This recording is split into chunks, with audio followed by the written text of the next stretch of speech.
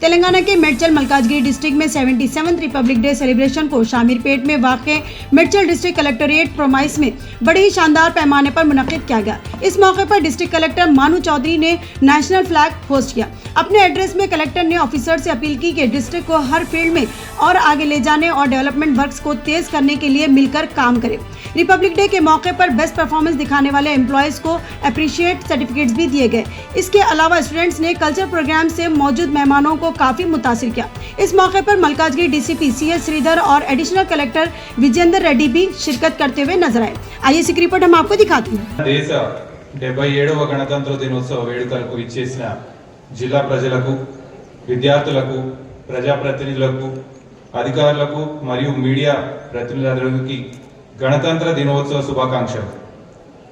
స్వతంత్ర దేశంగా ఆవిర్భవించిన మన భారతావని స్వేచ్ఛ, సమానత్వం, సౌభ్రాతృత్వం మరియు అభివృద్ధి పాలనను అన్ని వర్గాలకు అందించడానికి డాక్టర్ బాబాసాహెబ్ అంబేద్కర్ లాంటి మహనీయులు రూపొందించిన రాజ్యాంగం ద్వారా 1950 జనవరి 26న మన దేశాన్ని గణతంత్ర దేశంగా ప్రకటించుకున్న విషయం మీ అందరికీ తెలిసిందే। దేశ స్వాతంత్ర్యం కోసం జీవితాలను పణంగా పెట్టిన ఎందరో త్యాగధనులకు జోహార్లు అర్పిస్తూ వారి త్యాగాలను సమర్పించుకుంటూ స్మరించుకుంటూ మన జిల్లా ప్రగతి పదంలో ముందుకు సాగుతుందని వినమ్రంగా తెలుపుకుంటున్నాను। సమగ్ర అభివృద్ధి మరియు సంక్షేమమే ధ్యేయంగా ప్రజాపాలన ద్వారా జిల్లాలోని వివిధ శాఖలకు అనేక కార్యక్రమాలు, పథకాలు అమలు చేస్తున్నాయి।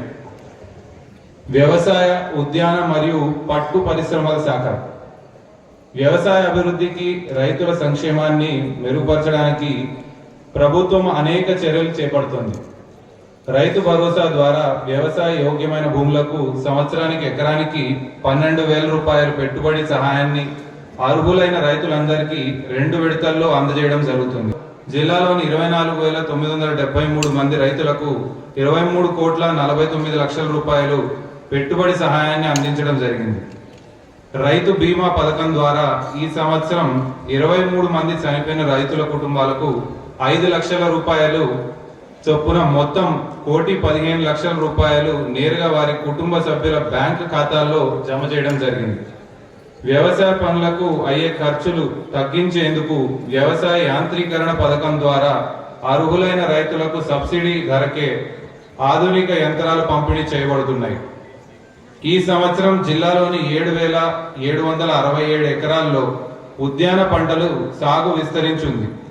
సమగ్ర ఉద్యానవన అభివృద్ధి మిషన్, రాష్ట్రీయ కృషి వికాస్ యోజన, వర్షాధారిత ప్రాంత అభివృద్ధి మరియు తెలంగాణ రాష్ట్ర సూక్ష్మ సాగునీటి పథకాల ద్వారా పండ్ల తోటలు మరియు కూరగాయల సాగు